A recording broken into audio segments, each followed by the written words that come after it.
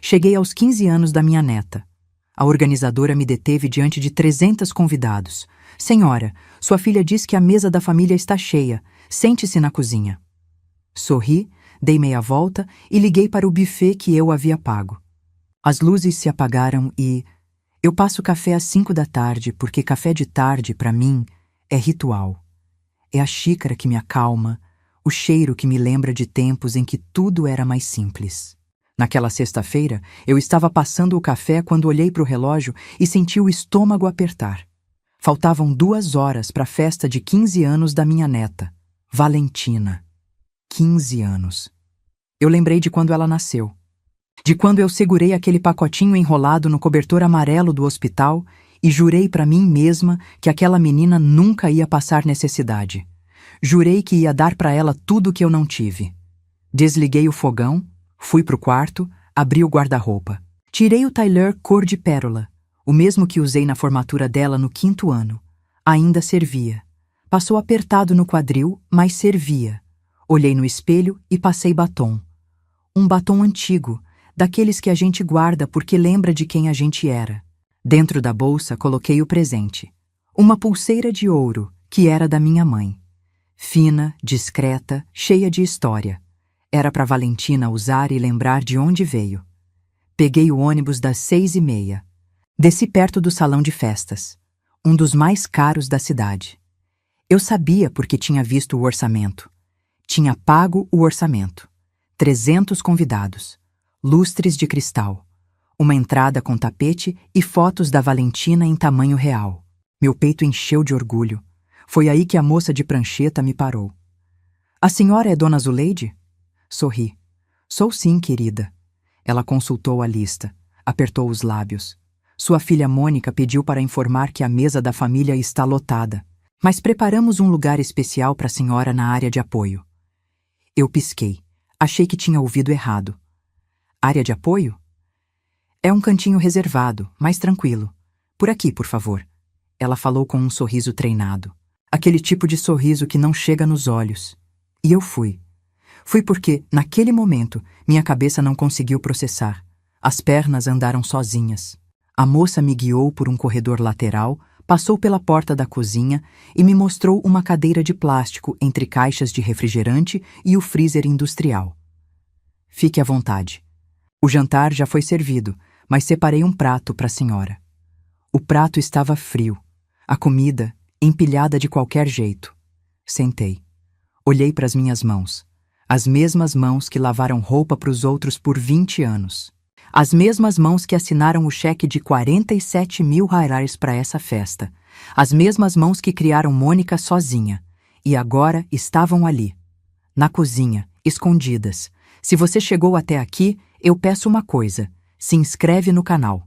Essa história vai longe. E eu preciso que você esteja comigo até o final. Eu poderia ter levantado, poderia ter feito escândalo, mas eu sou de outro tempo.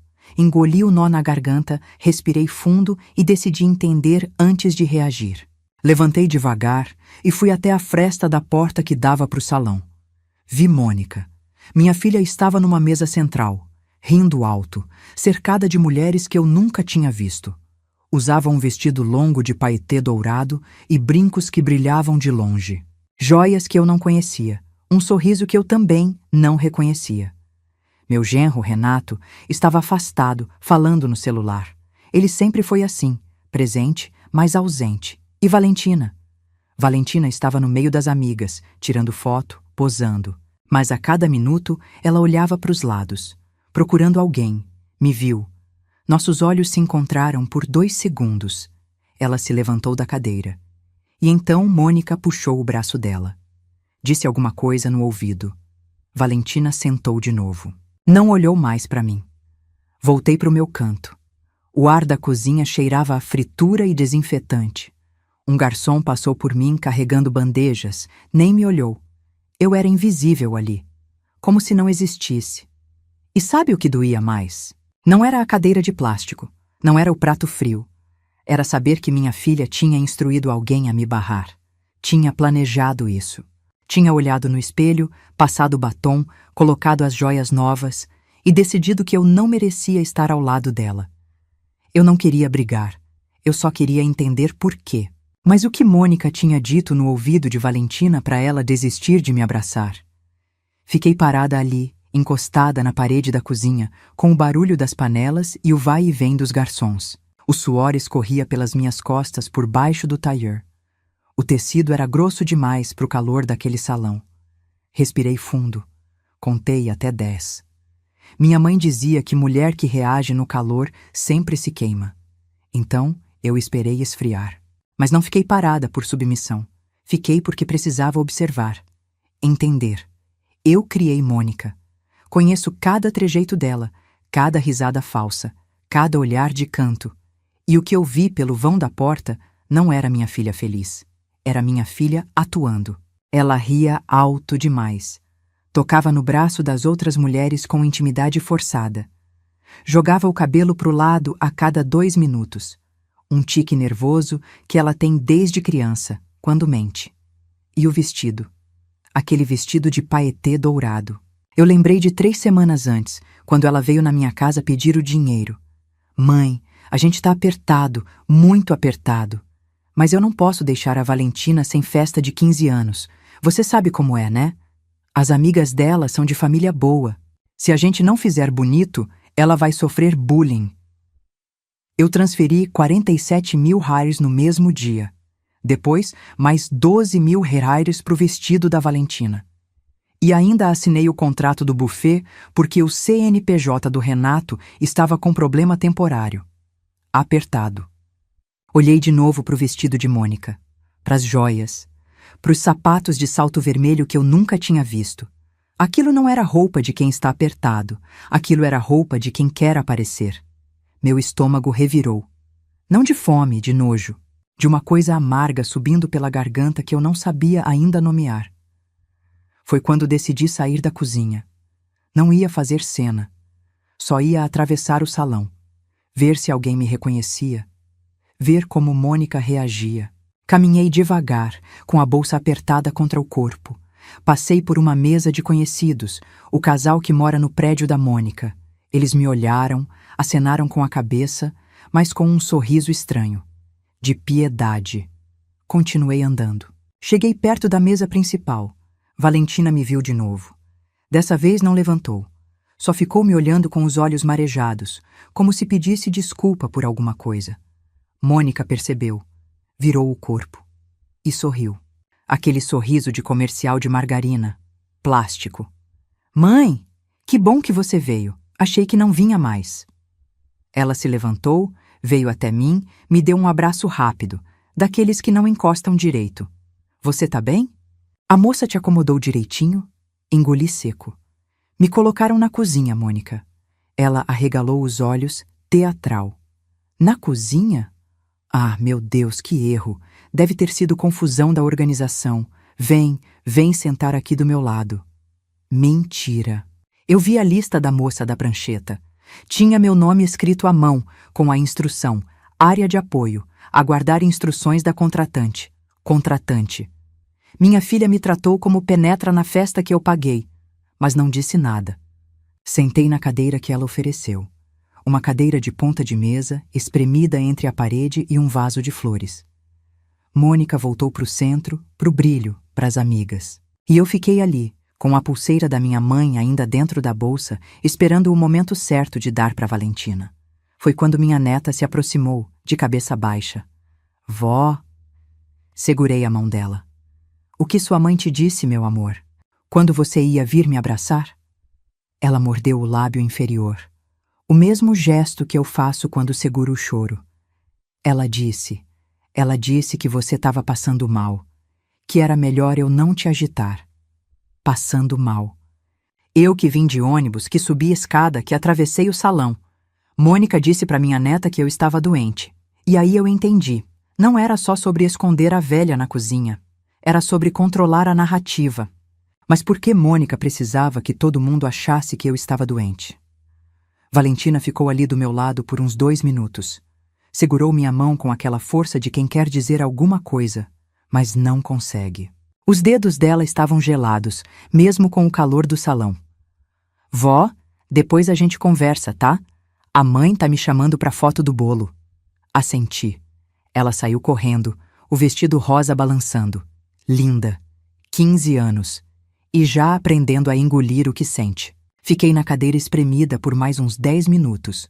Ninguém veio falar comigo. As amigas de Mônica passavam, olhavam de canto, cochichavam. Uma delas, loira, bronzeada, pulseiras de ouro no braço, apontou discretamente para mim e disse alguma coisa que fez as outras rirem. Meu rosto queimou. Levantei e voltei para a cozinha. Pode parecer fraqueza, mas não era. Era estratégia. Na cozinha eu podia pensar. No salão eu só conseguia sentir.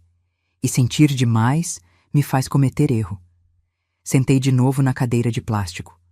O mesmo garçom de antes passou por mim, dessa vez equilibrando uma torre de taças. Ele me olhou, parou. A senhora quer água? Tá pálida. Quero sim, meu filho. Obrigada. Ele voltou com um copo, gelado. Bebi de um gole só. E foi aí que seu Haroldo entrou na cozinha. Seu Haroldo é o dono do buffet. Um senhor de uns 60 anos, bigode grisalho, avental impecável.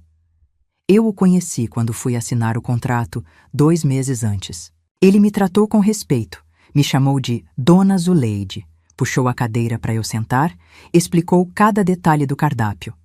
Quando me viu ali, entre as caixas de bebida, ele parou no meio do passo. Dona Zuleide? Levantei. Oi, seu Haroldo. Ele olhou em volta, confuso. A senhora está fazendo o quê aqui? A festa é da sua família. A senhora devia estar lá fora na mesa de honra. Minha garganta travou. Tentei responder, mas o que saiu foi um sorriso torto, daqueles que a gente dá quando não quer chorar na frente dos outros. Seu Haroldo.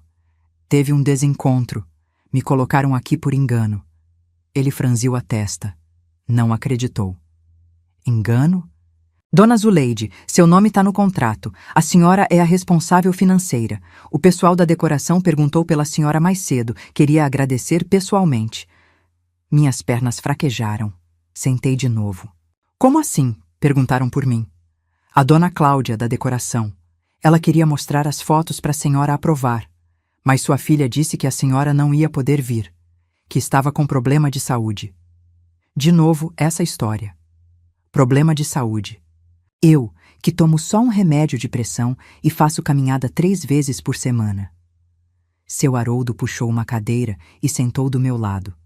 Abaixou a voz. Dona Zuleide, eu vou ser honesto com a senhora. Eu trabalho com festa há 30 anos, já vi de tudo. E tem alguma coisa errada aqui. Olhei para ele. O quê? Sua filha. Ela ligou 3 vezes essa semana pedindo para mudar detalhes no contrato. Queria trocar o e-mail de contato, o telefone. Disse que a senhora tinha autorizado.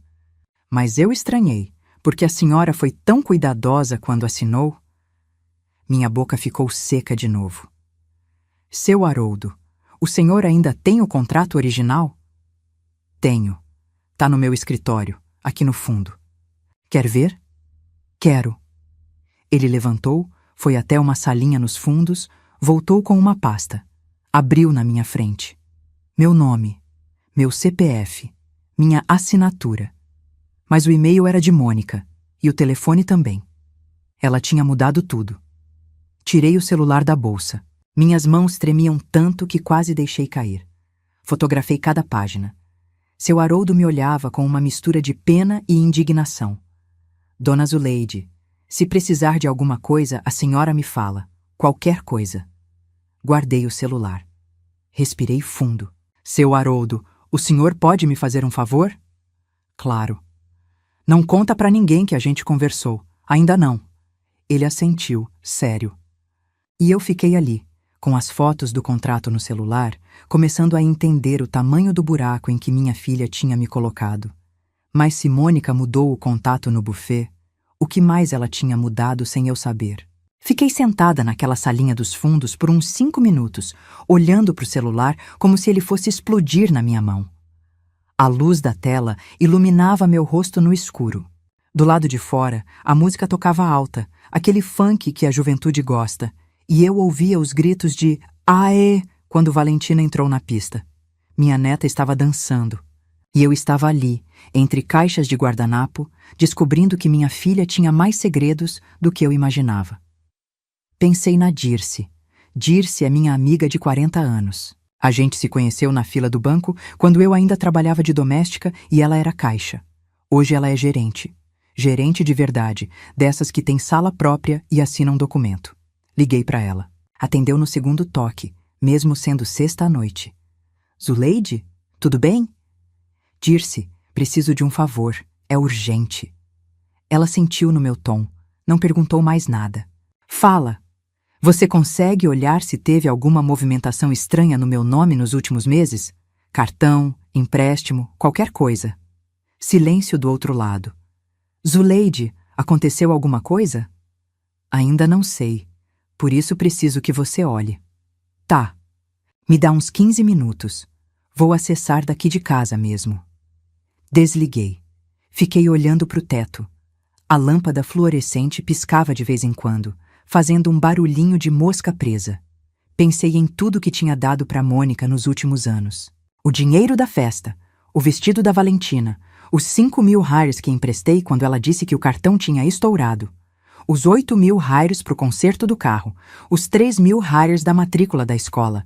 Eu nunca cobrei, nunca pedi recibo, nunca desconfiei, porque ela era minha filha. Meu celular vibrou. Mensagem da Dirce. Zuleide, me liga urgente. Meu coração disparou. Minhas mãos suaram. Liguei de volta. Dirce? A voz dela estava diferente, mais baixa, mais séria. Zuleide, escuta. Eu olhei tudo. E tem coisa errada. O quê? Tem um empréstimo no seu nome. 85.000 reais. Feito há 4 meses. O número ecoou na minha cabeça como sino de igreja. 85.000 reais. Como assim, Dirce? Eu não fiz empréstimo nenhum. Pois tem, e tem mais. Uma fatura de cartão adicional. O cartão está no seu nome, mas o endereço de entrega foi alterado. Não é mais o seu. Alterado para onde? Para um endereço no Jardim Europa, número 274. Jardim Europa, o condomínio onde Mônica mora. Minhas pernas amoleceram. Sentei no chão mesmo, encostada na parede fria. A pasta do contrato caiu do meu colo. Dirce, quanto tá a fatura desse cartão? 23.000 reais em aberto. E tá no seu CPF, Zuleide. Se não pagar, vai negativar você. Fechei os olhos. Fiz a conta de cabeça. Empréstimo, 85.000. Cartão, 23.000. Buffet no meu nome, 63.000 reais. Eu tinha visto o contrato com seu Haroldo. Fora o que eu dei de presente ao longo dos anos. Mais de 170.000 reais. No meu nome, sem eu saber. Dirce, você pode me mandar esse extrato por e-mail? Agora? Mando. Mas Zuleide, isso é crime. Você sabe disso, né? Eu sabia, mas ela era minha filha. Minha filha. A menina que eu criei sozinha, que eu ensinei a ler, que eu levei para a escola de mão dada todo santo dia durante 8 anos, que chorou no meu colo quando o pai foi embora. E agora essa mesma menina tinha feito empréstimo no meu nome e me escondido na cozinha da festa, para que eu não descobrisse, porque se eu circulasse pelo salão, os fornecedores iam me reconhecer, iam vir falar comigo, iam agradecer a mim pelo pagamento, e a farsa dela ia desmoronar. Fiquei ali no chão da salinha, com o celular na mão, o e-mail da Dirce chegando e um gosto de fel na boca. Chorei. Mas chorei baixinho, para ninguém ouvir. Porque mulher da minha idade já aprendeu que lágrima alta não resolve nada, só atrai pena. Mas se Mônica tinha feito tudo isso nas minhas costas, o que ela tinha contado para os outros sobre mim? Fiquei no chão daquela salinha por mais tempo do que deveria. O frio do piso subia pelas minhas pernas, entrava nos ossos. Mas eu não conseguia levantar. Era como se meu corpo tivesse desistido antes da minha cabeça. O e-mail da Dirce estava aberto na tela do celular. Eu lia e relia os números, esperando que mudassem. Que fosse engano. Que aparecesse uma explicação que fizesse sentido. Não apareceu. 85.000 reais de empréstimo. 23.000 reais de cartão. Tudo no meu nome. Tudo sem minha assinatura de verdade. Eu sei como funciona. Mônica tinha meus documentos, tinha meu CPF decorado, sabia minha data de nascimento, nome da minha mãe endereço antigo, tudo que banco pergunta para confirmar identidade. E eu, boba, deixava meus papéis na gaveta do quarto de visita, o quarto que ela usava quando ficava na minha casa. Confiei. Confiei porque ela era minha filha. Levantei devagar, apoiando a mão na parede. O joelho estalou, a coluna reclamou. 68 anos de vida pesam mais quando a gente descobre que foi traída por quem ajudou a criar. Fui até o banheiro dos funcionários. Tranquei a porta, olhei no espelho. Meu batom tinha borrado. O rímel desceu um pouco no canto do olho. O tailleur cor de pérola estava amassado nas costas. Lavei o rosto. Água fria. Sequei com papel toalha áspero. E foi ali, olhando para aquela velha no espelho, que eu lembrei de tudo. Lembrei de quando Mônica nasceu. Parto difícil, 16 horas de trabalho. O pai dela saiu para comprar cigarro quando ela tinha 8 meses. Nunca mais voltou. Eu criei ela sozinha. Fiz faxina em 3 casas por semana. Terça na Dona Marta, quinta na Dona Regina, sábado no seu Osvaldo. Cada uma pagava 80 reais por dia na época. Eu juntava tudo, separava para o aluguel, para a luz, para a escola. Vendi salgado na porta do colégio dela. Coxinha, risole, bolinha de queijo. Acordava às 4 da manhã para fritar. Mônica tinha vergonha. Um dia me pediu para eu ficar mais longe do portão, para amigas não verem. Eu fiquei. Comprei meu apartamento aos 50 anos. 2 quartos, sala, cozinha americana. Nada de luxo, mas meu. Quitei em 15 anos. Quando assinei a escritura, chorei no cartório. A moça do balcão me deu água. E quando me aposentei, prometi para mim mesma. Agora, Zuleide, você vai descansar. Vai viajar. Vai conhecer o mar de Fortaleza. Vai aprender a pintar. Vai viver. Olhei de novo para o espelho. A mulher que me olhava de volta tinha mãos rachadas de água sanitária. Tinha rugas de sol e preocupação. Tinha um coração que batia mais devagar que antes. E tinha 170 mil reais de dívida que não fez. Apertei a borda da pia. Mônica sabia de tudo. Sabia das faxinas, sabia dos salgados, sabia do preço de cada centavo que eu juntei. E mesmo assim, pegou. Pegou porque achou que eu nunca ia descobrir. Ou porque achou que, se eu descobrisse, ia ficar quieta. Como sempre fiquei. Como toda mãe fica. Mas sabe o que eu entendi ali naquele banheiro de azulejo branco? Eu entendi que Mônica não me colocou na cozinha por vergonha de mim. Ela me colocou na cozinha porque, se eu circulasse pelo salão, os fornecedores iam me reconhecer, iam me agradecer, iam perguntar se eu estava satisfeita com o serviço. E alguém ia comentar: "Que bom que a senhora está aqui, dona Zuleide. A sua filha disse que a senhora não vinha, que estava doente." E eu ia perguntar: "Doente? Eu?" E a máscara ia cair. Por isso a cozinha, por isso a história da doença, por isso o sussurro no ouvido de Valentina.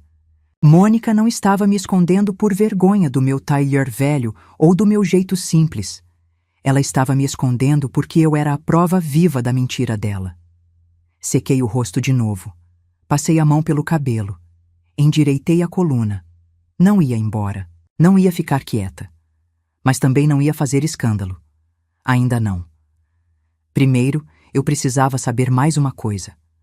O que exatamente Mônica tinha contado para a família sobre mim? Saí do banheiro com o rosto lavado e a decisão tomada. Não ia reagir no escuro. Precisava de luz. Precisava saber exatamente o que Mônica tinha plantado na cabeça das pessoas. Atravessei o corredor dos fundos e voltei para o salão pela porta lateral. A música tinha mudado. Agora tocava uma dessas lentas, de dança de casal. Algumas pessoas estavam na pista, abraçadas. Outras conversavam nas mesas, com taças de espumante na mão. Foi quando vi minha sobrinha Cíntia. Cíntia é filha da minha irmã mais nova, que Deus a tenha. Tem 30 e poucos anos, trabalha em escritório de advocacia, sempre foi a mais sensata da família. Quando me viu, abriu um sorriso enorme e veio correndo. "Tia Zuleide!" Me abraçou apertado, daqueles abraços de verdade que apertam as costelas. "Tia, que bom que você veio. A Mônica disse que a senhora não ia conseguir." Meu estômago gelou. Disse o quê, minha filha? Cíntia se afastou um pouco, ainda segurando meus braços. Que a senhora estava com problema de saúde, que estava confusa, precisando de repouso. A gente ficou preocupada. Confusa. A palavra ecoou na minha cabeça como tapa. Confusa como, Cíntia? Ela baixou a voz, constrangida. Ah, tia. Ela disse que a senhora estava tendo uns lapsos de memória, que às vezes esquecia as coisas, repetia as mesmas perguntas. Disse que o médico recomendou evitar agitação. Minhas mãos tremeram. Enfiei elas nos bolsos do tailleur para Cíntia não ver. E você acreditou? Tia, A Mônica parecia tão preocupada, chorou até, quando contou. Disse que estava difícil para ela lidar sozinha. Chorou. Minha filha chorou contando que eu estava ficando senil. E todo mundo acreditou. Respirei fundo. Precisava continuar investigando. Não podia deixar a raiva tomar conta. Ainda não. Cíntia, e quem tá pagando essa festa? Você sabe? Ela riu como se a pergunta fosse óbvia. A Mônica e o Renato, Ué. Ela disse que juntaram durante anos, que você até ofereceu ajudar, mas ela recusou. Queria provar que conseguia dar uma festa bonita para Valentina, sem depender de ninguém. Fechei os olhos por um segundo. A mentira era completa. Mônica não tinha só roubado meu dinheiro, tinha roubado minha história. Tinha me transformado na mãe doente que ela dispensou por piedade. E ela, a filha guerreira que venceu sozinha. Tia, a senhora tá bem? Tá pálida. Abri os olhos, forcei um sorriso. Tô bem, minha filha, só cansada da viagem. Cíntia assentiu, aliviada. Quer sentar? Posso pegar um prato para a senhora. Não precisa, mas me faz um favor? Claro. Não conta pra Mônica que a gente conversou, ainda não. Ela franziu a testa, sem entender. Mas concordou. Tá bom, tia. Me deu outro abraço, esse mais curto, e voltou para a mesa dela. Fiquei parada no canto do salão, observando Mônica rir com as amigas. Observando Renato, que agora estava encostado numa pilastra, olhando para o celular com cara de quem queria estar em qualquer outro lugar. Observando Valentina, que dançava com as amigas, mas de vez em quando olhava na minha direção, como se quisesse vir falar comigo e não pudesse. E observando os outros parentes, meu primo Geraldo, que mora em Campinas, minha tia Odete, de 82 anos, que veio de cadeira de rodas, a cunhada do Renato, que eu só vi uma vez na vida. Todos ali. Todos acreditando que eu era a velha confusa, que quase não veio porque não estava bem da cabeça. Uma náusea subiu pela minha garganta. Engoli seco. Foi quando percebi uma coisa. Cíntia tinha dito que Mônica chorou ao contar sobre minha suposta doença. Tinha dito que Mônica parecia preocupada, mas Cíntia também tinha deixado escapar outra coisa, quase sem querer. O Renato andava estranho esses dias, calado. A Mônica disse que era estresse do trabalho, mas... sei não. Renato, meu genro, o homem que não conseguiu me olhar nos olhos desde que cheguei. Se Mônica estava mentindo para a família toda, será que estava mentindo para o marido também? Ou será que ele sabia de tudo? Renato era cúmplice ou mais uma vítima? Procurei Renato com os olhos. Ele não estava mais na pilastra. Olhei para o bar, para as mesas do fundo, para a entrada do banheiro. Nada. Então vi a porta lateral aberta. A que dava para o estacionamento. Fui até lá. Renato estava do lado de fora, sozinho, fumando encostado num carro preto. A brasa do cigarro brilhava no escuro. Ele tragava rápido, nervoso, do jeito que gente ansiosa fuma, como se o cigarro fosse acabar antes de resolver alguma coisa. Ele me viu chegando e congelou. O cigarro parou no meio do caminho até a boca. Dona Zuleide. Não veio me abraçar. Não veio me cumprimentar. Ficou parado como bicho acuado. Fui eu que fui até ele. Renato, posso falar com você um minuto? Ele olhou para os lados, como se procurasse rota de fuga. Agora, dona Zuleide, é que a Mônica tá me esperando pra... É rápido. Parei na frente dele. Perto o suficiente para ver o suor na testa, a mão tremendo, as olheiras fundas que a luz do salão escondia. Renato, você sabe que fui eu que paguei essa festa, né? Ele acendeu outro cigarro. O primeiro ainda estava pela metade. Acendeu por cima com o isqueiro falhando 2, 3 vezes até pegar. Dona Zuleide, Olha, a senhora precisa conversar com a Mônica sobre isso. Eu vou conversar, mas primeiro quero conversar com você. Silêncio. Ele tragou fundo. Soltou a fumaça para o lado, evitando meu rosto. Renato, você assinou alguma coisa no meu nome? O cigarro tremeu entre os dedos dele. Olha para mim. Ele olhou. Os olhos estavam vermelhos. Não de choro, de noite mal dormida. De consciência pesada. Dona Zuleide, eu não sabia de tudo, juro. A Mônica disse que a senhora tinha autorizado, que vocês tinham combinado, que era um arranjo de família. Arranjo de família? É. Ela disse que a senhora queria ajudar, mas não queria aparecer, que tinha vergonha de mostrar que estava bancando, que preferia que a gente levasse o crédito. Minha boca ficou seca. A mentira era tão elaborada que quase parecia verdade. E você acreditou? Ele desviou o olhar de novo. No começo, sim, mas depois começou a não fazer sentido. O que não fazia sentido? Renato jogou o cigarro no chão, pisou com força. Os valores, Dona Zuleide, eram altos demais. A festa, o vestido, a decoração. E a Mônica sempre dizia que a senhora tinha mandado mais. Mas eu nunca vi transferência nenhuma. Nunca vi comprovante. E quando eu perguntava, ela mudava de assunto. Ficava brava. Dizia que eu estava desconfiando dela. Cruzei os braços. Meus dedos estavam gelados, mesmo com o calor da noite. E o empréstimo, Renato? O de 85 mil? Ele arregalou os olhos. A senhora sabe do empréstimo? Sei. E sei que não fui eu que fiz. Renato passou a mão pelo cabelo, bagunçando o gel. Pela primeira vez, ele parecia mais desesperado do que covarde. Dona Zuleide, eu assinei como testemunha. Só como testemunha. A Mônica disse que a senhora tinha pedido para ela resolver a papelada porque não conseguia ir no banco. Disse que era para uma reforma no apartamento da senhora. Reforma. Meu apartamento não tem reforma nenhuma. A última vez que pintei a parede foi há 3 anos, e fui eu mesma que pintei, com rolo e escada emprestada do vizinho. Renato, você tem noção do que você fez? Ele abaixou a cabeça. Tenho. Agora eu tenho. Ficamos em silêncio por um momento. Do salão, a música mudou de novo. Agora era pagode desses antigos. Alguém gritou, "Ê!" lá dentro.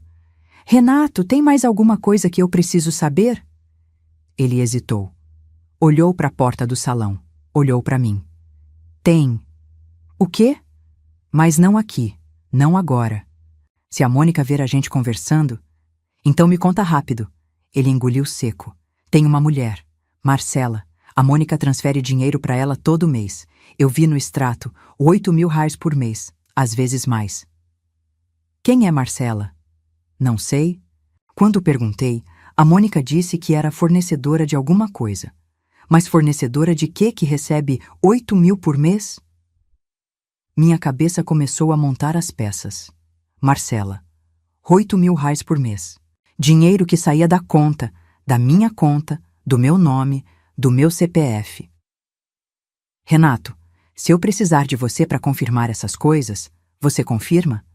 Ele me olhou, o isqueiro ainda na mão, o rosto de um homem que sabe que o casamento acabou. Confirmo. Eu não vou cair junto com ela, Dona Zuleide. Não vou. Assenti. Voltei para o salão, e enquanto caminhava, uma frase ficou martelando na minha cabeça. Eu não criei Mônica para ser assim, mas ela é. E agora eu preciso decidir o que fazer com isso. Quem era Marcela? E por que Mônica mandava tanto dinheiro para ela todo mês? Voltei para a cozinha. Seu Haroldo ainda estava lá, conferindo as bandejas de sobremesa. Quando me viu, fez sinal para eu entrar na salinha dos fundos. Fechou a porta atrás de mim. Dona Zuleide, a senhora tá bem? Tá com uma cara...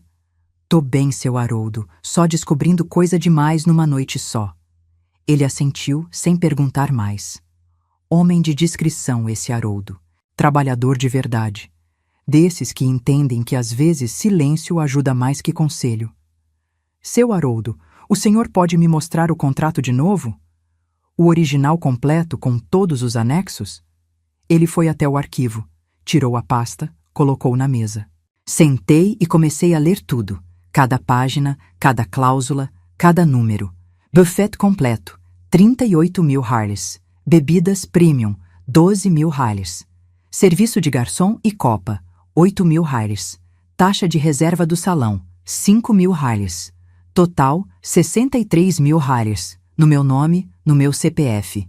Com minha assinatura, que eu reconheci, mas não lembrava de ter feito. Olhei mais de perto. A assinatura era parecida com a minha, mas tinha um tremido no Zé que não era meu. Mônica tinha praticado, tinha me copiado. Fotografei tudo de novo. Cada página, cada detalhe. Depois peguei o celular e mandei mensagem para Cíntia. Cíntia, você conhece alguém chamada Marcela que anda perto da Mônica? A resposta veio em menos de 1 minuto. A Marcela da academia? A personal dela. Por quê? Personal trainer. 8.000 Harleys por mês para personal trainer, com dinheiro no meu nome. Respondi.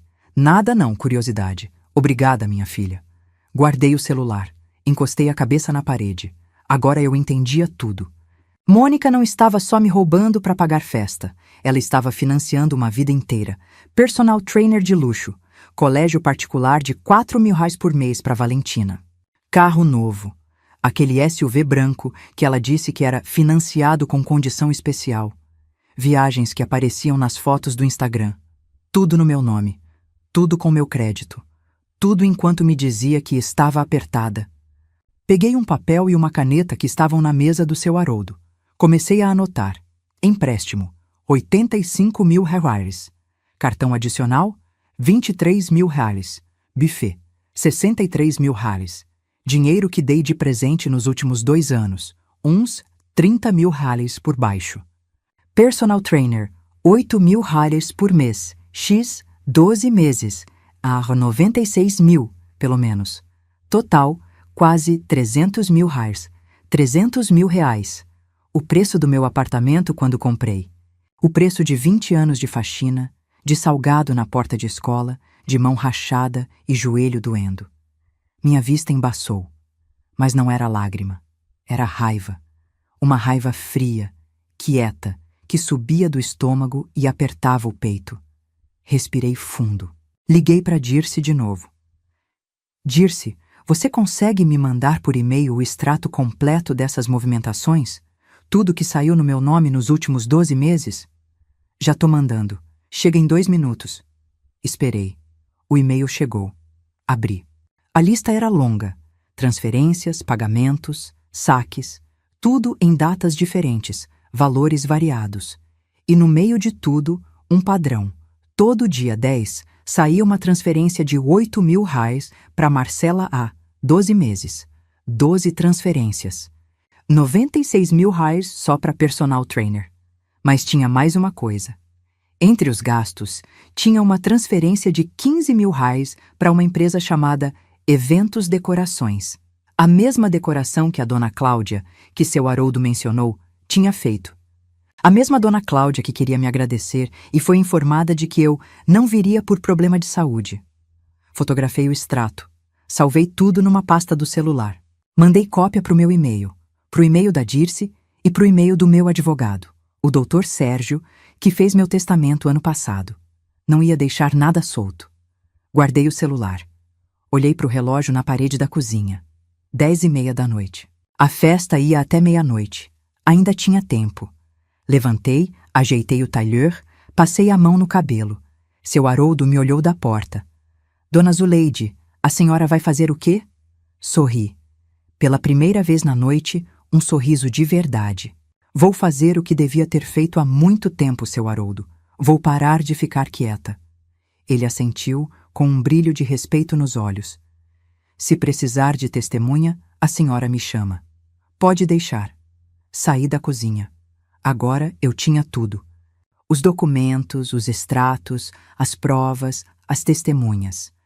Só faltava uma coisa. O momento certo. E o momento certo estava chegando, a hora do brinde. Fiquei num canto do salão, perto da mesa de doces, observando. A festa continuava como se nada estivesse acontecendo. Casais dançavam, crianças corriam entre as mesas, garçons circulavam com bandejas de salgadinho. E eu ali, invisível, com o celular pesando no bolso como se fosse uma arma carregada. Meu estômago roncou. Não tinha comido nada desde o café da tarde.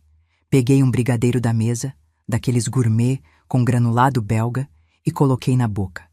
Derreteu na língua, doce demais, quase enjoativo.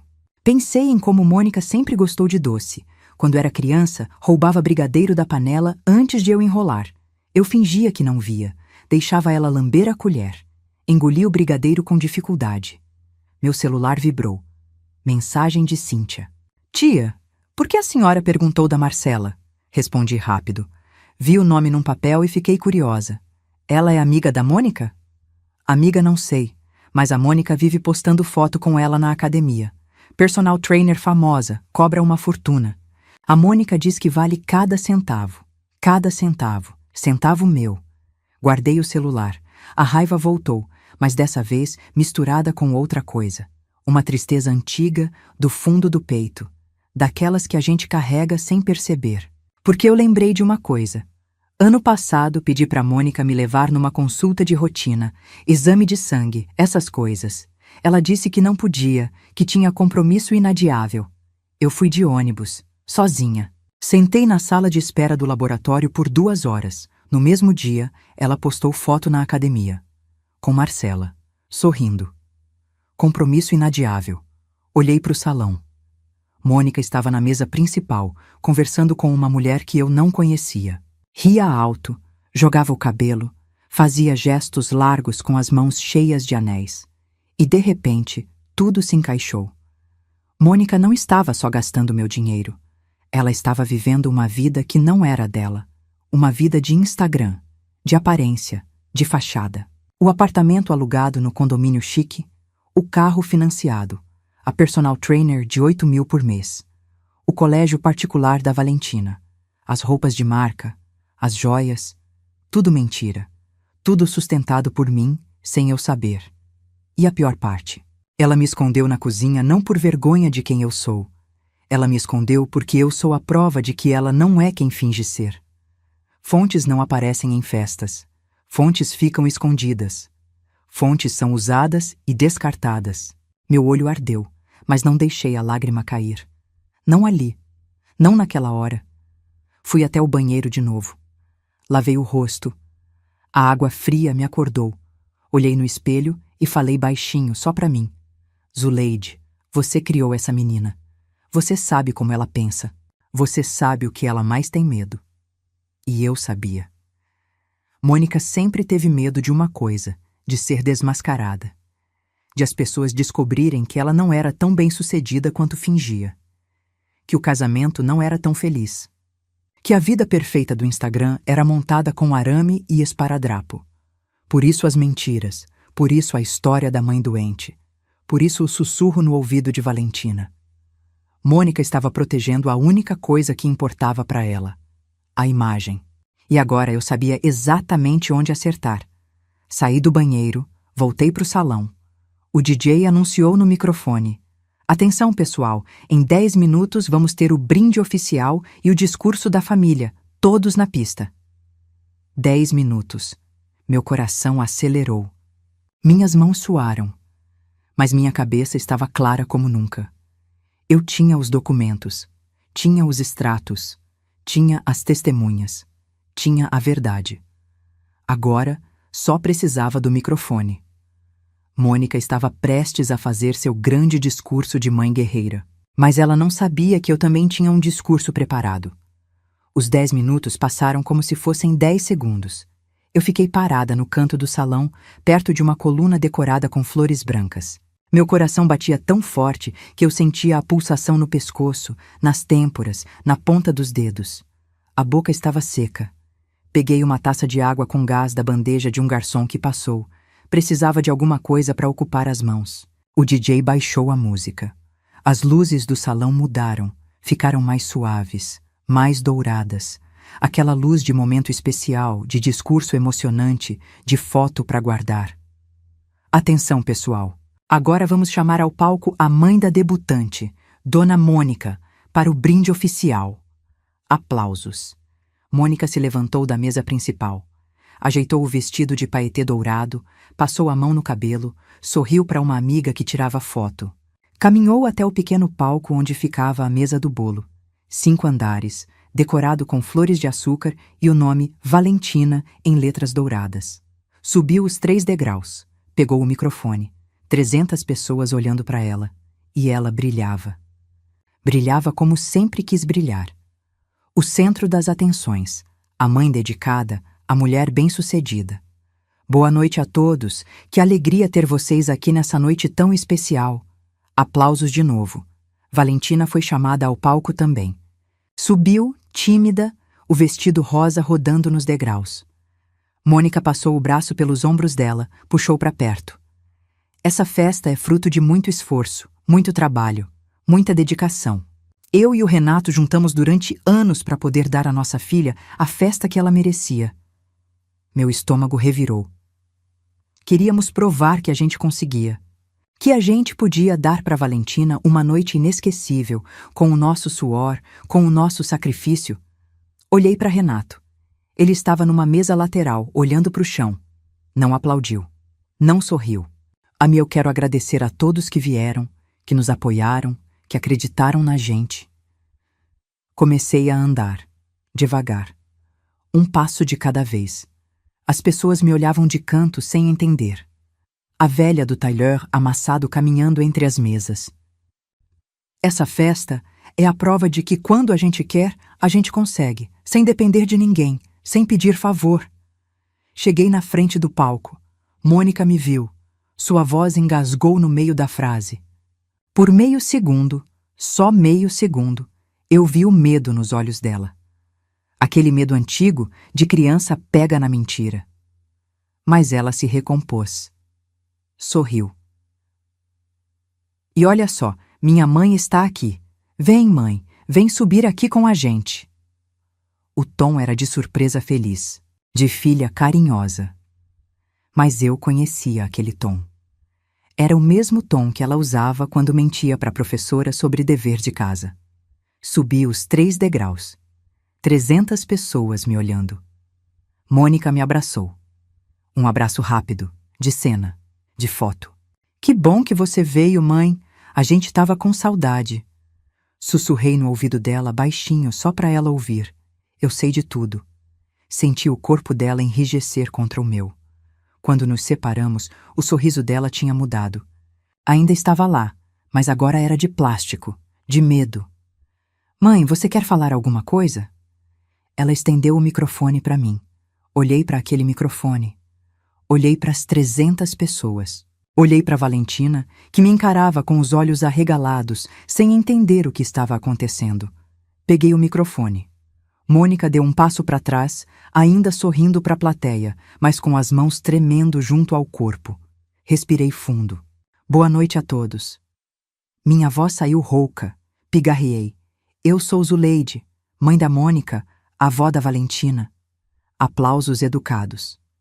Muitos de vocês ouviram que eu estava doente, que eu não ia conseguir vir, que eu estava confusa. O silêncio começou a mudar. Já não era silêncio de atenção. Era silêncio de curiosidade, de desconforto. Mas como vocês podem ver, eu estou aqui. E estou muito lúcida. Olhei para Mônica. Ela tinha o sorriso congelado no rosto, mas os olhos pediam socorro. Filha, você quer continuar ou prefere que eu fale? 300 pessoas prenderam a respiração. E Mônica não tinha para onde fugir. O silêncio no salão era tão denso que eu conseguia ouvir o zumbido do ar-condicionado. 300 pessoas me olhavam, taças suspensas no ar, garfos parados a meio caminho da boca. Mônica deu um passo na minha direção. Mãe, você tá cansada. Vem, vamos sentar, você precisa descansar. Afastei o microfone do alcance dela. Eu não tô cansada, filha, e não vou sentar. Minha voz saiu firme. Mais firme do que eu esperava. As mãos tremiam um pouco, mas eu segurei o microfone com as duas para ninguém perceber. Olhei para a plateia. Eu quero agradecer a algumas pessoas que me ajudaram muito essa noite. Primeiro ao seu Haroldo, dono do buffet. Apontei para ele, que estava na porta da cozinha de avental branco. Ele acenou, meio sem jeito. Seu Haroldo gentilmente me mostrou o contrato dessa festa. O contrato que eu assinei, com meu nome. Com meu CPF. Um murmúrio percorreu o salão. Vi pessoas se entreolhando. Também quero agradecer a minha amiga Dirce, que é gerente de banco. Ela me ajudou a entender por que tem 85 mil de empréstimo no meu nome que eu não fiz. O murmúrio cresceu. Mônica estava pálida. O bronzeado artificial não escondia mais nada. Ela avançou de novo. Mãe, para. Você está confusa. Você não sabe o que está falando. Eu sei exatamente o que estou falando. Minha voz não subiu. Não precisava. O microfone fazia o trabalho. Tem também uma fatura de cartão de crédito, 23 mil. O cartão está no meu nome, mas as compras são da Mônica. O endereço de correspondência foi mudado para o apartamento dela, sem eu saber. Agora o silêncio era absoluto. Ninguém mexia um músculo. E tem mais. Todo mês saiu 8 mil reais da minha conta para uma moça chamada Marcela, personal trainer da minha filha. Há 12 meses. 96 mil reais só nisso. Vi a mulher loira de pulseiras, a que tinha apontado para mim e rido mais cedo, arregalar os olhos e cochichar com a amiga do lado. No total, são quase 300 mil. 300 mil reais no meu nome, sem eu autorizar, sem eu saber. Fiz uma pausa. Deixei o número ecoar no salão. Então olhei para Mônica. Filha, você disse para todo mundo que juntou dinheiro durante anos para essa festa. Disse que eu ofereci ajudar e você recusou. Disse que eu estava doente, confusa, senil. Mônica abriu a boca para falar, mas nenhum som saiu. Você me colocou para sentar na cozinha, entre caixas de refrigerante, com um prato frio. Porque se eu circulasse pelo salão, os fornecedores iam me reconhecer, iam me agradecer. E sua mentira ia acabar. Valentina começou a chorar. Lágrimas silenciosas escorrendo pelo rosto, borrando a maquiagem de festa. Eu criei você sozinha, Mônica. Seu pai foi embora quando você tinha 8 meses. Eu fiz faxina em 3 casas por semana. Vendi salgado na porta da sua escola. Comprei meu apartamento com 20 anos de trabalho. Minha voz falhou um pouco. Engoli seco. Continuei. Você sabe o preço de cada centavo que eu juntei. Você sabe por que me viu chegar em casa com as mãos rachadas de água sanitária, e mesmo assim, você pegou. Mônica finalmente conseguiu falar. A voz saiu esganiçada, desesperada. Mãe, eu ia te contar. Eu ia devolver. Eu só precisava de um tempo para me organizar. Quando? Quando eu morresse e você herdasse a dívida junto com o apartamento? O golpe acertou. Vi nos olhos dela. Renato levantou da mesa e saiu do salão. Não correu, mas caminhou rápido, a cabeça baixa. Valentina desceu do palco e sentou numa cadeira vazia, o rosto entre as mãos. Olhei para a plateia uma última vez. Eu não vim aqui para fazer escândalo. Vim porque quero que vocês saibam a verdade. A festa que vocês estão curtindo, a comida que vocês estão comendo, o champanhe que vocês estão bebendo, fui eu que paguei. E minha filha me escondeu na cozinha para ninguém descobrir. Desliguei o microfone. Desci do palco. O silêncio me acompanhou até a porta.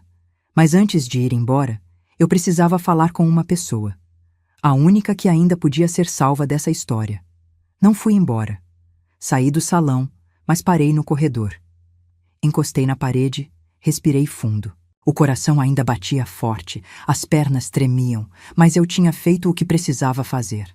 Do salão, ouvi o burburinho crescer. Vozes sobrepostas, cadeiras arrastando, gente perguntando: o que aconteceu? É verdade isso? Meu Deus, você viu a cara da Mônica? Fechei os olhos por um segundo. Quando abri, Mônica estava na minha frente. Ela tinha descido do palco e vindo atrás de mim. O vestido de paetê dourado brilhava sob a luz do corredor, mas o rosto dela estava destruído. A maquiagem borrada, os olhos vermelhos, a boca tremendo. Mãe, como você pôde fazer isso comigo? A voz dela era de acusação, como se eu fosse a vilã. Fazer o quê, Mônica? Contar a verdade? Você me humilhou na frente de todo mundo, na festa da sua neta. Você me colocou na cozinha. Você disse que eu estava senil. Você roubou quase 300 mil reais no meu nome. Eu não roubei, eu ia devolver. Quando? Ela não respondeu. Quando, Mônica? Me diz. Eu quero saber o plano. Silêncio. Não tinha plano, né? Você ia continuar pegando até acabar. Até eu descobrir ou até eu morrer. O que viesse primeiro. Mônica começou a chorar. Aquele choro alto, de criança, que ela fazia quando queria que eu cedesse. Mãe, você não entende. Você não sabe como é difícil. O Renato ganha mal, a escola da Valentina é cara, o condomínio é caro, eu precisava manter as aparências. Aparências para quem, Mônica? Para todo mundo. Minhas amigas, as mães da escola, a família do Renato, todo mundo olha, todo mundo julga. Se eu não tivesse no mesmo nível, iam falar mal de mim, iam excluir a Valentina. Então você me roubou para impressionar suas amigas de academia? Ela engasgou no próprio choro. Não foi assim. Foi sim. Foi exatamente assim. Me afastei da parede. Cheguei mais perto dela. Olhei nos olhos, aqueles olhos que eu conhecia desde que eram de recém-nascido. Mônica, eu passei a vida inteira fazendo sacrifício por você. Sacrifício de verdade. Não de Instagram. Sacrifício de acordar às 4 da manhã para fritar salgado, de pegar ônibus lotado com dor no joelho, de usar a mesma roupa durante 5 anos para você ter uniforme novo. Ela desviou o olhar. E você, com tudo que eu te dei, decidiu que não era suficiente. Que você merecia mais. Que podia pegar escondido porque eu era velha demais para perceber. Mãe, eu não terminei. Ela se calou. Você não só pegou meu dinheiro.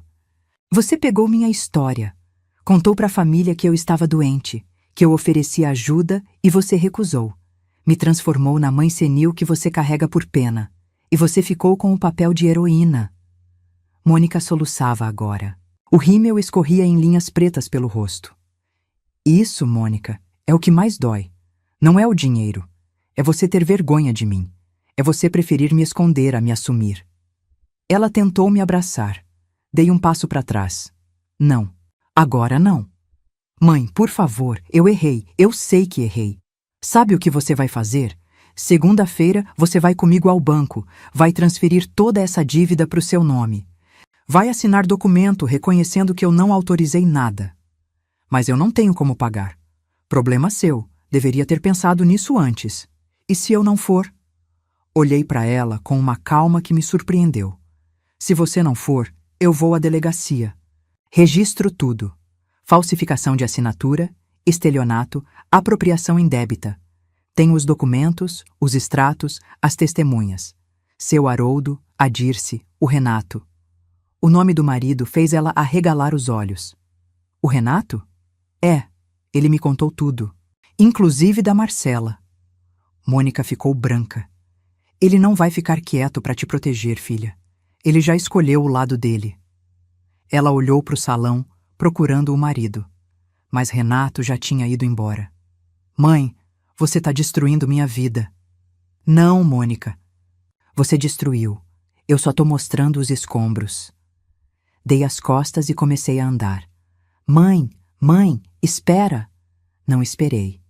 Mas antes de sair do corredor, olhei por cima do ombro. Você não pisa mais no meu apartamento sem ser convidada. E eu decido se convido ou não. Continuei andando, mas eu ainda não tinha ido embora. Tinha uma pessoa que eu precisava encontrar antes. Valentina. Encontrei Valentina no estacionamento. Ela estava sentada no meio-fio, o vestido rosa espalhado no chão sujo, os sapatos de salto jogados do lado. Chorava com a cabeça entre os joelhos, os ombros tremendo. 15 anos. A idade em que a gente acha que o mundo vai acabar por qualquer coisa. E o mundo dela tinha acabado de verdade. Pelo menos o mundo que ela conhecia. Sentei do lado dela. O meio-fio era baixo e minhas costas reclamaram, mas sentei mesmo assim. Fiquei ali, em silêncio, esperando. O barulho da festa chegava abafado lá de dentro. A música tinha voltado a tocar, provavelmente o DJ tentando salvar o clima. Carros passavam na rua, alheios ao drama que acontecia ali.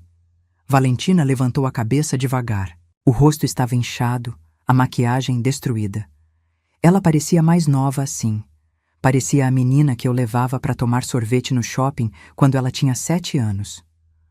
Vó, não disse nada. Só passei a mão no cabelo dela, tirando uma mecha grudada na bochecha molhada. Vó, eu não sabia, de verdade. Eu juro que não sabia de tudo. A voz dela era de desespero, de quem precisa ser acreditada. Eu sei, minha filha. A mamãe disse que você tinha dado o dinheiro de boa vontade, que era presente, que você queria ajudar, mas não queria aparecer. Eu acreditei, vó. Eu acreditei porque ela é minha mãe. Eu sei. Valentina soluçou. E a cozinha? Você sabia que me colocaram na cozinha? Ela ficou em silêncio, olhou para o chão. Valentina. Ela disse que era para te proteger, vó, que tinha gente na festa que ia te estressar, que você estava frágil, que o médico tinha recomendado evitar agitação. Eu acreditei. Você acreditou ou você quis acreditar? Ela me olhou, os olhos vermelhos, cheios de dor. Eu não sei mais. Ficamos em silêncio por um momento. Um carro estacionou perto. Uma família desceu rindo, atrasados para outra festa, talvez. A vida continuando ao redor enquanto a nossa despedaçava. Vó, você me odeia? A pergunta me pegou de surpresa. Odiar você? Nunca. Mas eu deixei acontecer. Eu vi a senhora indo para a cozinha e não fiz nada.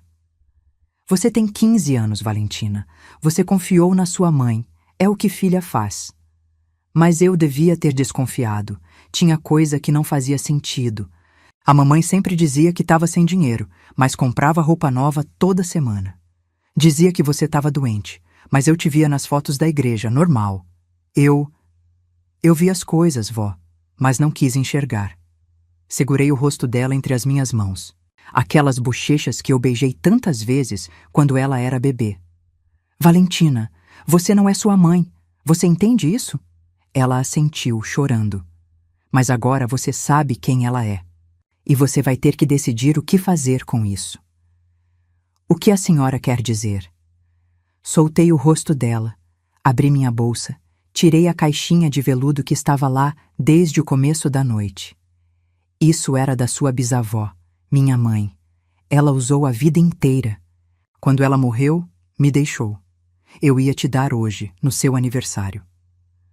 Abri a caixinha. A pulseira de ouro brilhou sob a luz do poste. Valentina olhou para a pulseira, depois para mim. Vó, eu não mereço. Não é sobre merecer. É sobre escolher. Estendi a caixinha para ela. Se você pegar essa pulseira, você está escolhendo lembrar de onde você vem, de quem ralou para você existir, de que dinheiro fácil cobra caro depois. Está escolhendo ser diferente. Ela olhou para a pulseira por um longo tempo. Então pegou. Não colocou no pulso. Segurou na mão, apertado, como se fosse um amuleto. Vó, eu posso ir morar com a senhora? Meu coração apertou. Isso você precisa conversar com sua mãe e seu pai primeiro. Eu não quero conversar com a minha mãe. Não agora. Eu entendo, mas a porta da minha casa está aberta, Valentina. Sempre esteve. Sempre vai estar. Ela se jogou nos meus braços.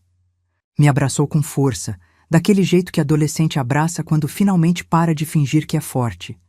E eu abracei de volta. Ficamos assim por um tempo. O barulho da festa lá dentro, a rua vazia lá fora e nós duas no meio, segurando uma a outra. Mas a noite ainda não tinha acabado.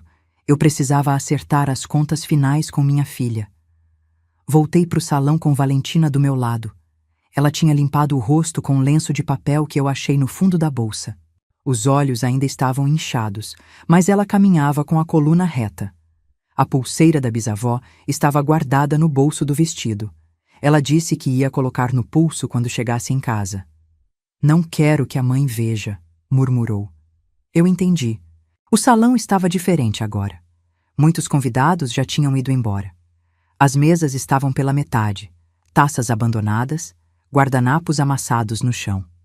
O DJ tocava uma música qualquer no volume baixo, mais para ocupar o silêncio do que para animar. Os garçons circulavam recolhendo o que sobrou.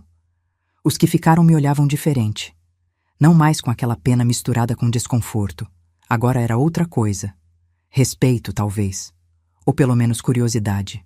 Minha tia Odete, a de 82 anos, veio até mim na cadeira de rodas, empurrada pela enfermeira. Segurou minha mão com força. Zuleide, eu sempre desconfiei que tinha coisa errada. Mônica vivia ostentando, mas nunca vi o Renato com carro bom ou roupa nova. Não batia. A senhora devia ter me contado, tia. E a senhora ia acreditar? Mãe nunca quer acreditar mal de filha. Ela tinha razão. Olhei em volta, procurando Mônica. Ela estava num canto, perto da mesa do bolo intocado. As amigas de antes tinham sumido. Só restava uma, aquela loira de pulseiras, que falava alguma coisa no ouvido dela e depois saiu também, sem se despedir. Mônica estava sozinha. O vestido de paetê dourado parecia mais pesado agora. Ela encostou numa cadeira, os ombros curvados, olhando para o nada. Fui até ela. Mônica. Ela levantou os olhos. Estavam vazios. O que você quer agora, mãe? Não bastou me destruir? Eu não te destruí. Eu mostrei o que você fez. É a mesma coisa. Não é. Puxei uma cadeira e sentei na frente dela. Valentina ficou um pouco afastada, observando. Escuta bem o que eu vou falar, porque eu só vou falar uma vez. Mônica não respondeu, mas também não desviou o olhar. Segunda-feira, 9 da manhã, você vai estar no banco comigo.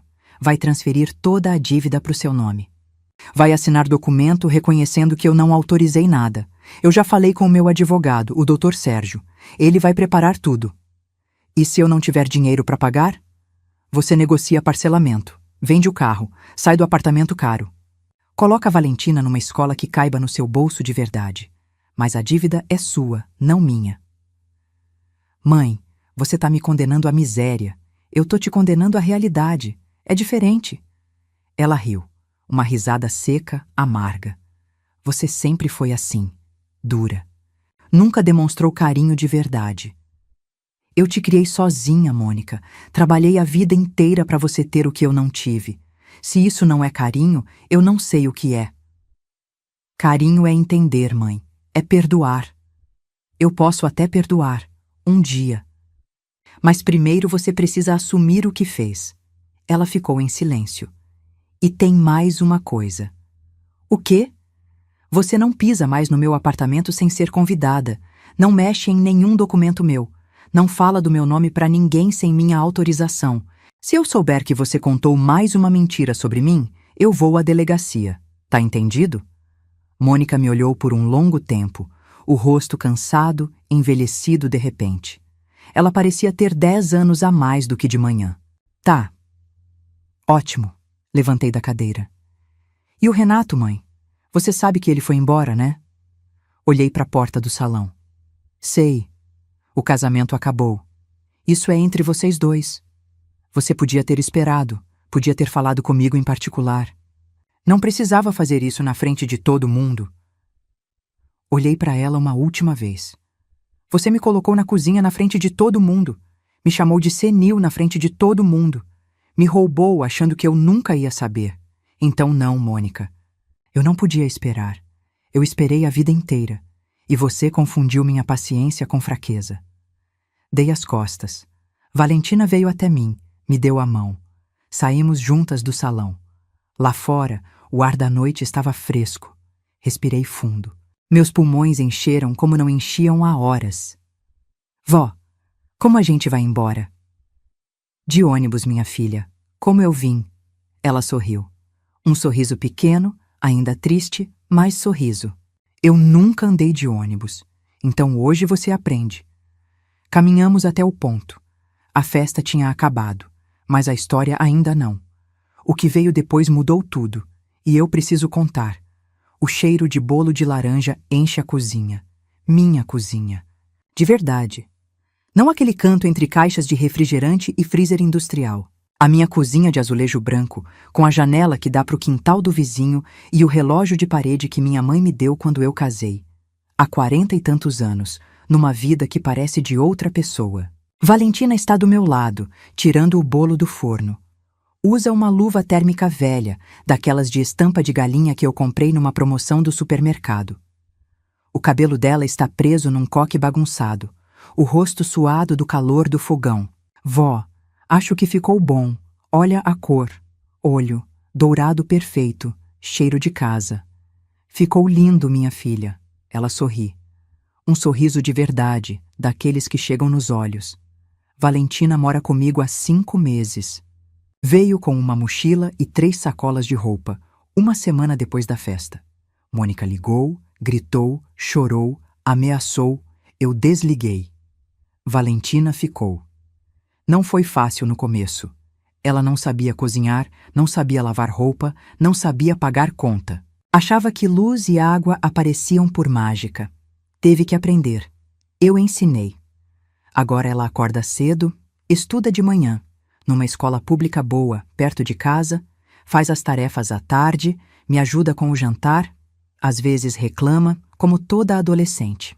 Mas fica, e isso é o que importa. Tiro o bolo da forma, coloco no prato de vidro, o mesmo prato que eu usava nas festas de aniversário de Mônica, quando ela era pequena. Não penso muito em Mônica esses dias. Ela e Renato se separaram 1 mês depois da festa. Ele veio me procurar, pediu desculpa, disse que devia ter falado antes. Eu disse que ele devia mesmo, mas não guardo rancor. Renato era fraco, não mau. Às vezes a gente confunde. Mônica perdeu o apartamento. O carro foi vendido para pagar parte da dívida. A academia com a Marcela virou passado. Ouvi dizer que ela está morando com uma amiga no Tatuapé, trabalhando numa loja de roupas no shopping. Não me liga. Manda mensagem para Valentina de vez em quando. Áudio curto perguntando se está bem. Valentina responde com emoji. Eu não me meto. Passei a dívida toda pro nome dela como combinado. O Dr. Sérgio cuidou de tudo. Registrou em cartório minha declaração de que não autorizei nenhuma das transações. Não processei, não fui à delegacia, mas deixei claro. Se Mônica inventar mais alguma coisa, eu vou. Ela não inventou, ainda. Valentina desliga o forno, tira a luva, passa a mão na testa. Vó, posso te perguntar uma coisa? Pode. A senhora perdoou a mamãe? Paro de cortar o bolo. Olho para ela. Ainda não sei, minha filha. Perdão é coisa complicada. Não é que nem receita de bolo, não tem medida certa, não tem tempo certo. Às vezes demora anos, às vezes nunca vem. E a senhora tá brava ainda? Não, raiva cansa demais. Eu larguei. Mas não perdoou. Uma coisa é largar a raiva. Outra é deixar a pessoa voltar, como se nada tivesse acontecido. Eu larguei a raiva, mas não vou fingir que foi tudo bem. Ela assente, pensativa. A senhora acha que um dia eu vou conseguir olhar para ela normal de novo? Talvez. Quando você estiver pronta, não precisa ter pressa. Valentina pega um pedaço de bolo com a mão. Morde. Fecha os olhos. Vó, isso aqui tá muito bom. É receita da sua bisavó. Ela sorri. E eu vejo no pulso dela a pulseira de ouro, a mesma que eu trouxe na bolsa naquela noite, há 6 meses. Ela usa todo dia agora. Diz que é para lembrar de onde vem. Sirvo 2 copos de leite. Sentamos na mesa da cozinha, comendo bolo quente e tomando leite frio. Lá fora, o sol da tarde entra pela janela. O rádio do vizinho toca um forró antigo. Um cachorro late em algum quintal. Vida normal. Vida simples. Vida que eu quase perdi. Valentina olha para mim, a boca suja de farelo. Vó, obrigada. Por quê? Por não desistir de mim, por me deixar ficar, por me ensinar as coisas. Seguro a mão dela por cima da mesa. A mão jovem, macia. E a minha, cheia de marca de tempo. Minha filha, eu só desisto do que não vale a pena. Ela aperta minha mão de volta. E naquele momento, na minha cozinha de verdade, com cheiro de bolo e som de forró e a pulseira da minha mãe brilhando no pulso da minha neta, eu entendo uma coisa. Eu não fui humilhada naquela festa. Eu fui libertada. E você que ficou comigo até aqui, obrigada. De coração. Essa história não é só minha. É de toda mãe que já foi tratada como invisível. De toda avó que já foi chamada de velha, de confusa, de peso. De toda mulher que trabalhou a vida inteira e viu alguém levar o crédito. Se você se identificou, deixa um like. Se conhece alguém que precisa ouvir isso, compartilha. E se você tem uma história parecida, conta aqui nos comentários. Eu leio todos. E me diz, de onde você está assistindo? Se ainda não se inscreveu, se inscreve. Ativa o sininho, porque histórias assim acontecem todo dia e a gente precisa contar. Até a próxima.